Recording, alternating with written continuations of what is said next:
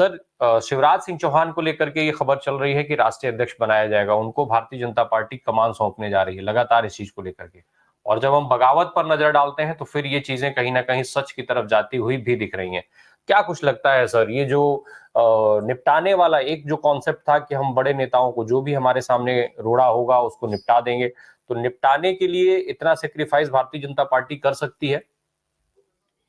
देखिए, पहली बात तो रामप्रकाश जी, आपने जो बगावत की बात की, देखिए आज के परिवेश में बीजेपी के अंदर क्या अपोजिशन के अंदर भी कोई जो अजीत पवार जैसे लोग और ऐसे लोग जो कि आपके मुफ्ती मोहम्मद सईद जैसे लोग, जितेंद्र प्रसाद जैसे लोग जो पुराने खानदानी कांग्रेसी थे, जब वो बीजेपी में चले गए, देखिए एक पर्ची दिखाने की आवश्यकता है आज की तारीख में, उसमें ईडी और सीबीआई केवल लिख दिया जाए, बीजेपी के अंदर कोई बगावत नहीं करेगा। वास्तविकता में अगर बगावत हुई, ये होगी जब चुनाव की घोषणा हो जाएगी और उस समय अगर इन लोगों को ये लगेगा, चाहे नितिन गडकरी हो, चाहे बड़े बड़े नेता हो, कि इंडिया अलायंस मजबूती से चुनाव लड़ रहा है और जीतने की संभावना है और इस बात की संभावना है कि मोदी जी दोबारा प्रधानमंत्री न बने। देखिए, तीन सिचुएशन है। एक तो यह है कि बीजेपी 230 240 पे रुक जाए और एक समझौता प्राइम मिनिस्टर बने, जो बहुत सारे बीजेपी के नेता हैं जो as a compromise candidate prime minister बन सकते हैं। दूसरी स्थिति ये लोगों को लगे कि नहीं, मोदी जी 300 सीट लेके आ जाएंगे। और तीसरी स्थिति यह है कि अपोजिशन की गवर्नमेंट तो बननी है, इसे कोई रोक नहीं सकता। अगर ऐसी परिस्थिति हुई, विद्रोह होगा तो तब होगा। आज कोई विद्रोह करने की हिम्मत नहीं करेगा, क्योंकि ईडी सीबीआई आज की तारीख में जहां उससे कहा जाता है वहां वो काटने पहुंच जाता है। दूसरी बात आप ये कहिए, शिवराज सिंह चौहान से परिवर्तन। देखिए, शिवराज सिंह चौहान को जो मध्य प्रदेश की महिलाएं देखेंगी तो उन्हें ये याद आएगा कि ये वही व्यक्ति था जिसने लाडली बहन योजना हमको दी थी और पैसे हमारे घर में पहुंचाए थे। जैसा सूत्र बताते हैं कि जो गरीब वर्ग की महिलाएं हैं, उसमें 3/4 महिलाओं ने बीजेपी को वोट दिया है, केवल लाडली बहन योजना की वजह से। और जैसा सुना गया है कि मोहन यादव जी ने शायद जब उनसे लाडली बहन योजना के बारे में पूछा गया तो उन्होंने कोई गोलमोल उत्तर दिया, कोई नहीं बताया। देखिए, अब एक समस्या बीजेपी ने अपने लिए खड़ी कर ली है, 450 का सिलेंडर देना पड़ेगा और 450 का सिलेंडर अगर आप छत्तीसगढ़ राजस्थान में देंगे तो उत्तर प्रदेश हरियाणा वाले भी पूछेंगे हमें क्यों नहीं दोगे। तो केवल पार्लियामेंट का इलेक्शन ये मध्य प्रदेश में तो होने वाला नहीं है, पूरे हिंदुस्तान में होने वाला है। जब 3100 रुपए धान खरीदा जाएगा छत्तीसगढ़ में, देखिए पहले स्थिति दूसरी थी, बीजेपी मध्य प्रदेश में सत्ता में थी और छत्तीसगढ़ में कांग्रेस थी, तो वो अलग धान खरीद सकती थी। आज जहां बीजेपी की सत्ता छत्तीसगढ़ में भी होगी, मध्य प्रदेश में भी होगी, 3100 रुपए का धान खरीदेंगे छत्तीसगढ़ में और 1700-1800 रुपए धान बेचेगा मध्य प्रदेश का किसान, तो मध्य प्रदेश का किसान क्यों वोट देगा। तो इसलिए समस्याएं बीजेपी ने अपने लिए खड़ी कर ली हैं। अगर मैं एडवाइजर होता बीजेपी का, देखिए आज बीजेपी पूरी तरह से साउथ से खत्म हो गई है। कर्नाटका से भी आपने सुना ही होगा, जो डिनर पार्टी की कांग्रेस पार्टी ने, उसके अंदर बहुत सारे विधायक जो एक्स मिनिस्टर्स रह चुके हैं बीजेपी में, उन्होंने अटेंड किया है। और जो वहां येदियुरप्पा साहब के बेटे जो अध्यक्ष हैं बीजेपी के, उन्होंने उनसे स्पष्टीकरण मांगा है। तो इसका मतलब यह है बहुत सारे विधायक बीजेपी और जेडीएस छोड़कर जाने वाले। जो वहां पे सीएम इब्राहिम साहब हैं, उन्होंने ये कहा स्पष्ट रूप से, मैं लालू यादव से और नीतीश कुमार से मिलने बिहार जा रहा हूं और उनको बेंगलोर भी बुलाऊंगा। देखिए, वास्तविकता यह है कि आज के तारीख में ये लोग सब, आज कोई विद्रोह आप बना देंगे, अच्छा चलिए मान लीजिए आपने शिवराज सिंह चौहान को बना दिया, उनका जो उनके विरोधी हैं, धुर विरोधी इंदौर 1 से जीते हैं, उनका करेंगे। तो तोमर साहब को चलिए आपने स्पीकर बना दिया। राजस्थान के अंदर जो आपने राठौर साहब को वहां पे बुला लिया, मेंबर ऑफ पार्लियामेंट से हटा लिया। तो ये सारी चीजें कहने की हैं। वास्तविकता में विद्रोह अभी कोई नहीं करेगा, विद्रोह उस दिन होगा जिस दिन यह भरोसा हो जाएगा कि इंडिया अलायंस अच्छी तरह से चुनाव लड़ रही है।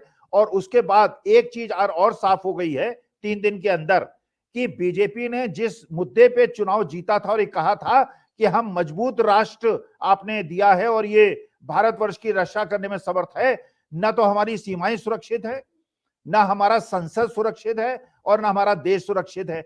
अगर आपके नए बनाए हुए संसद के अंदर बच्चे घुस जाते हैं जो बेरोजगारी का विरोध कर रहे हैं और उनपे आपने यूओपीए लगा दिया, उन बच्चों पे तो यूओपीए लगा दिया। और जिस मेंबर ऑफ पार्लियामेंट ने उनको भेजा है पार्लियामेंट के अंदर, उनको आपने पूछताछ नहीं की। जो सुरक्षा कर्मियों ने अपने कर्तव्यों का निर्वहन नहीं किया, उन पे यूएपीए नहीं लगाया, बच्चों पे यूएपीए। अरे ये 22, 23, 24 साल के बच्चे, रामप्रकाश जी, हम भी जवान थे उस समय। आदमी के अंदर हर आदमी सरदार भगत सिंह बनने की कोशिश करता है। अरे उन बच्चों से माफी मंगा के उनको छोड़ देते, कोई बम वम लेके तो अंदर गए नहीं थे। लेकिन सुरक्षा व्यवस्था में जो चूक हुई है, और मेंबर ऑफ पार्लियामेंट के, और उनसे तो पूछताछ आपने नहीं की। सुरक्षा जो कर्मचारी थे उनको तो यूएपीए लगाया नहीं, और जो विपक्षी दल के सांसद जो है प्रश्न पूछ रहे थे उनको आपने बाहर किया।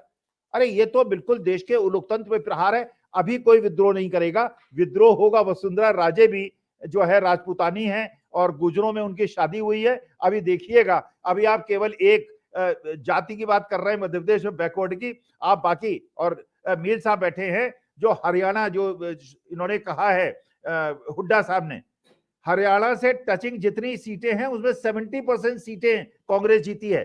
इसका मतलब हरियाणा का अगला इलेक्शन क्लियर है कि वो कांग्रेस जीत रही है, हुड्डा साहब मुख्यमंत्री बन रहे हैं, साउथ पूरी तरह से कट गया है। इसका मतलब बीजेपी के, मोदी जी के 275 सीटें मिलने की कोई संभावना नहीं। अखिल सर, जो आपने शुरू में अभी गैस सिलेंडर का जिक्र किया था, सर सरकारी जो आंकड़े हैं 8-10 करोड़ का आंकड़ा ये लोग देते हैं कि इतना उज्ज्वला कनेक्शन हमने देश में बांट दिया और ये सारी चीजें। ये जो बात हुई थी 450 में सिलेंडर देने का, तो इन्होंने उज्ज्वला कनेक्शन वालों को ही केवल ये लाभ देने की बात की थी। अब अगर ये पूरे देश में भी इसको लागू कर दें लोकसभा चुनाव के मद्देनजर, तो एक सवाल फिर वहीं बगावत वाला आ जाता है कि क्या अन्य जो लोग हैं वो इस चीज की मांग के लिए खड़े हो पाएंगे उस परिस्थिति में, जब जहां पे ये कहा जाता हो कि 500 रुपए लीटर भी पेट्रोल हो जाएगा तो हम मोदी को ही वोट करेंगे। तो क्या ये ऐसी मांगों के लिए खड़े हो पाएंगे इस देश के लोग? पहली चीज। दूसरी, जो सर बगावत वाली बात हो रही थी, वसुंधरा की एक थोड़ा आउट ऑफ कंटेस्ट वाला सवाल है। वसुंधरा राजे सिंधिया की जो पर्ची दी गई और जिस तरीके से उनका रिएक्शन आया था, जो वीडियो हम सबने देखा है, सर उसके पहले विधायक दल की एक बैठक भी हुई थी। अगर विधायक दल की बैठक में नाम का निर्णय हुआ, वो नाम प्रस्तावित हुआ, वहां पर उस नाम की बात हो गई, तो फिर पर्ची देख के इतना चौंकी क्यों वसुंधरा राजे सिंधिया? शायद डॉक्टर मील को पता हो उस पर्ची में लिखा क्या था। मेरे ख्याल से उसमें ईडी सीबीआई लिखा होगा और कुछ नाम नहीं लिखा होगा, लिखा जिससे संदेश मिल जाए कि ज्यादा इतराओ मत। खैर, जो पूर्व वक्ताओं ने, दोनों पूर्व वक्ताओं ने एक बात कही कि भारतीय जनता पार्टी में विद्रोह का कोई इतिहास नहीं है। देखिए, पुरानी भारतीय जनता पार्टी और मोदी जी की भारतीय जनता पार्टी में एक अंतर है। पुरानी भारतीय जनता पार्टी थी अटल जी की भारतीय जनता पार्टी, जिसमें अटल जी सामंजस्यता से लोगों को सुनते थे, इज्जत देते थे। आज की जो भारतीय जनता पार्टी है उसमें चाहे कोई भी बड़ा नेता हो बीजेपी का, वो अपने को घुटन महसूस कर रहा है, क्योंकि जानता है। अभी तो इन्होंने भजनलाल शर्मा को मुख्यमंत्री बनाया है, कल पता चला उनके दफ्तर के बाहर जो चपरासी बैठा है उसको मुख्यमंत्री बना दें। देखिए, ये वही भजनलाल शर्मा हैं जो बीजेपी के अगेंस्ट चुनाव लड़े थे और 5वें स्थान पे आए थे, और इनकी जमानत जब्त हुई थी। रहने वाले हैं भरतपुर के और लड़े हैं दूसरी जगह से। इसका मतलब यह है कि जितने भी जमे जमाए नेता हैं, किसी की जड़ें जमने नहीं देंगे। और देखिए, एक और चीज समझ लीजिए रामप्रकाश जी, जो मैं समझता हूं, साउथ के अंदर आप एक दौरा करें, आप कर्नाटका चले जाएं, तेलंगाना चले जाएं, वहां पे बीजेपी क्यों हार रही है? साउथ के 70% लोगों की यह भावना प्रबल हो गई है कि साउथ के साथ नॉर्थ इंडिया अन्याय कर रहा है। और वेस्ट बंगाल के अंदर जैसे तमिलनाडु, केरल, ये सारे मेंबर ऑफ पार्लियामेंट जिनको आज सस्पेंड किया गया है, संसद से निकाला गया है, ये सारे के सारे साउथ से हैं। दूसरा, वेस्ट बंगाल के अंदर जैसे डेरेक ओबेरॉयन को अगर ये मांग करने के लिए इस पे चर्चा हो, अगर संसद से निकाला जाता है, इसका माने ईस्ट इंडिया को भी आप मैसेज दे रहे हैं कि नॉर्थ इंडिया डोमिनेट कर रहा है। अब चलिए, नॉर्थ इंडिया में जहां इनको 90% सीट मिलती है, नॉर्थ इंडिया में मैसेज जा रहा है कि गुजरात डोमिनेट करता है। महाराष्ट्र, मैं तो उत्तर प्रदेश का हूं, मेरे अंदर तो ये फीलिंग है कि अगर उत्तर प्रदेश के एक माननीय मुख्यमंत्री को जो हमारे द्वारा चुना गया है उसको कार के पीछे दौड़ा देते हैं, तो ये उत्तर प्रदेश का अपमान नहीं है क्या? अरे आपके बड़े बड़े पूंजीपति गुजरात के होंगे, आपके राजनीति के बड़े बड़े गुजरात के होंगे। काशी कॉरिडोर में, महाकाल कॉरिडोर में अगर ठेकेदारी होगी तो केवल गुजरातियों की होगी। तो ये प्रश्न उठता है कि अभी तो साउथ इंडिया और ईस्ट इंडिया के अंदर ये मैसेज गया है कि नॉर्थ इंडिया हमें डोमिनेट कर रहा है।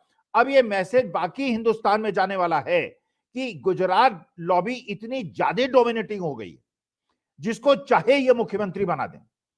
आप बताइए, मोहनलाल ये भजन लाल शर्मा एक बार विधानसभा के अंदर नहीं घुसे, ये जानते नहीं अंदर किधर से घुसेंगे, इनको लोगों को बताना पड़ेगा। जो 6-6 7-7 बार, और जो मीणा जी के बारे में कहा मील साहब ने, वास्तविकता में जो मीणा समाज है, जिसकी जनसंख्या राजस्थान के अंदर सबसे ज्यादा है, वो बहुत ज्यादा दुखी हैं। आपने जाटों को नाराज कर दिया, गुर्जरों को नाराज कर दिया, राजपूत जो सबसे ज्यादा आपका समर्थन बेस था उनको नाराज कर दिया। जाटों ने तो बिल्कुल बीजेपी को वोट नहीं दिया, ज्यादातर जाटों ने जो है कांग्रेस को वोट दिया, लेकिन राजपूतों ने जिस प्रकार से समर्थन किया था, आपने उनको भी नाराज कर दिया। तो ऐसे समाज जिसकी 3% पॉपुलेशन है, उसको राजस्थान का मुख्यमंत्री बना दिया। तो इसका मतलब यह है अभी विद्रोह नहीं होगा, अभी कोई बगावत नहीं होगी। जो मिल साहब ने कहा, जब चुनाव की घोषणा हो जाएगी उसके बाद आप देखिएगा, ये वही हाल होगा जो इंदिरा गांधी का हुआ था, जब विजय लक्ष्मी पंडित ने भी छोड़ा था, बाबू जगजीवन राम ने भी छोड़ा था, और एच एन बहुगुणा साहब ने भी छोड़ा था। और नहीं तो इतना भीतरघात होगा। और आपको लानी है 272-73 सीटें, हैं आपके पास 303, केवल कर्नाटका, तेलंगाना, वेस्ट बंगाल में 40 सीटें कम हो रही हैं। अब उत्तर प्रदेश, बिहार और मध्य प्रदेश, राजस्थान में सीटें बढ़ाओगे कहां से, जब पहले ही बड़ी बढ़ाई हैं। तो इसका मतलब यह है मोदी जी के कमजोर होने का इंतजार कर रहे हैं। ये वो वाली भारतीय जनता पार्टी नहीं है, ये मोदी जी और अमित शाह वाली भारतीय जनता पार्टी है, जो किसी को भी धक्का देके हटा सकती है। नड्डा जी को तो हटा दिया था, और जिस दिन इन्होंने चौहान साहब को हटाया, उस दिन फिर पता चलेगा बैकवर्ड समाज कैसे रिएक्ट करता है। तो अगर ये बनाएंगे चौहान साहब को, इसका माने अपने लिए मुसीबत मोल लेंगे, क्योंकि वो एक सशक्त बैकवर्ड समाज का चेहरा होंगे, जो कि इनको चुनौती दे सकते हैं। और जब सीटों का बंटवारा होगा, अगर शिवराज सिंह चौहान अपना पैर रख देंगे, हटाने की हिम्मत गुजरात लॉबी की नहीं होगी। और सर, योगी आदित्यनाथ को लेकर के जो चर्चाएं पिछले कुछ समय से चल रही हैं, खास करके केशव प्रसाद मौर्य की प्रधानमंत्री के साथ जो तस्वीर आई थी जिसमें प्रधानमंत्री हाथ जुड़े हुए थे, उसके बाद काफी कुछ चर्चाएं उत्तर प्रदेश में चल रही हैं। तो कितना बल है, कितना दम है उन चर्चाओं में, या केवल कोरी चर्चाएं हैं वो, जो लोकसभा चुनाव लड़ाने की बात चल रही है योगी की और ये सारी चीजें? देखिए, एक बात तो बिल्कुल स्पष्ट है, केशव प्रसाद मौर्य उन सारे कैरेक्टरिस्टिक्स को पूरा करते हैं जो मोदी जी देखते हैं।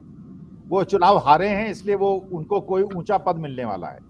दूसरी बात यह है, कास्ट इक्वेशन के हिसाब से वो जिस कास्ट को बिलोंग करते हैं वो बड़ा इंपॉर्टेंट है, इसलिए केशव प्रसाद मौर्य ज्यादा इंपॉर्टेंट है। तीसरी बात यह है, योगी आदित्यनाथ को हटाकर उत्तर प्रदेश के अंदर बीजेपी नहीं जीत सकती, ये सारी कैलकुलेशन करने के बावजूद, क्योंकि योगी आदित्यनाथ ने अपनी जो छवि बनाई है, वो छवि मोदी जी से भी हिंदुत्व की बड़ी छवि है। तो अगर चुनाव के पहले योगी जी को इन्होंने छेड़ा, करने को ये कुछ भी कर सकते हैं। देखिए, हम लोग जितना कहेंगे मोदी जी ये नहीं कर सकते, वही वो कर देंगे। उन्होंने ट्रंप का समर्थन कर दिया, अब बाइडेन साहब जीत गए, उन्होंने जापान में एक प्रधानमंत्री का समर्थन कर दिया, बेचारे चले गए। नेतन्याहू को किया, उन्होंने वहां अपना बिल्कुल तांडव मचा रखा है। तो देखिए, मोदी जी को ये कहना उचित नहीं है वो कर नहीं सकते, करने वो सब कुछ कर सकते हैं। लेकिन जो असली मुद्दा है जिसकी वजह से बीजेपी हारेगी, वो है गुजरात लॉबी का डोमिनेशन। और ये बात पूरे हिंदुस्तान में पहुंच गई है।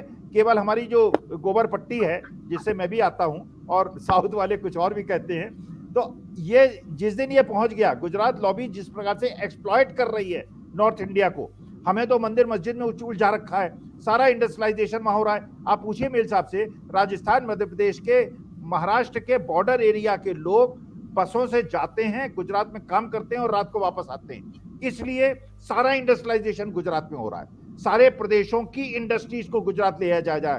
केवल एक चीज जनता तक पहुंचानी है, गुजरात लॉबी डोमिनेट कर रही है।